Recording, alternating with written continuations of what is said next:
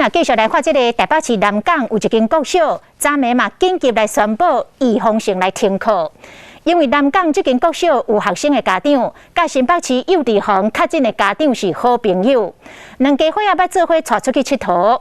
啊，南港国小这个甲确诊者有接触过的学生，暂时无甲学校上课，啊，这学生甲伊的爸爸妈妈的 PCR 检测嘛拢是阴性。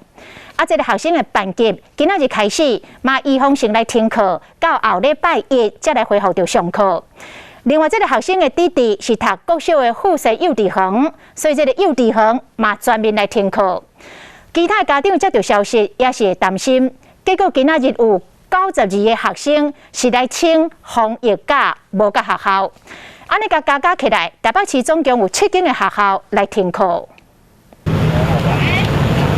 读册时间到啊，校长伫门口迎接这囡仔，也毋过气氛无共款。消毒人员伫运动场走廊伫消毒，南港某一间国小伫昨暝向预防性停课，包括小学一个班级甲规个幼稚园。原来是有家长甲新北为着新冠病毒幼稚园确诊的老爸老母是好朋友，8月底佫做伙出去耍。这个细汉的是伫附设幼稚园，大汉的伫中年级。国小部分，敢若这个班级有停课，部分的家长会烦恼。看新闻才知道，还是会担心说会不会再感染到国小的部分。刚刚在幼稚园后半部，对，还是有点担心。会啊。家长为围墙外看这囡仔，这个送囡仔来遮真正袂放心，校方嘛唔敢答应。该名学生在9月7号，也就是昨天，全天都未到学校来上课。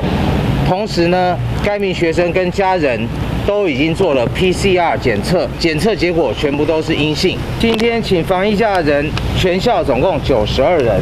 台北市目前已经列出南港、中正、大同等3间国小，幼稚园嘛有4间，甲确诊者接触的学生有7个国小甲幼稚园，有619个人停课。小朋友会走来走去啊，跑来跑去啊，所以有隔离一班。会中就会中吧，自己做好勤洗手吧。你还是会去安亲班啊。讲起来真无奈，做好自身的防疫才是重点。考虑到囡仔隔离期间要有家长陪同照顾，指挥中心表示讲，只要有居家隔离通知单，无论是居家隔离人还是照顾者，拢会使申请1天1000块的防疫补助金。才开学1礼拜尔，新北幼稚园群聚风波连带去影响到双北真几间学校。只望讲这个疫情莫阁扩大，有囡仔会使安心啊读册。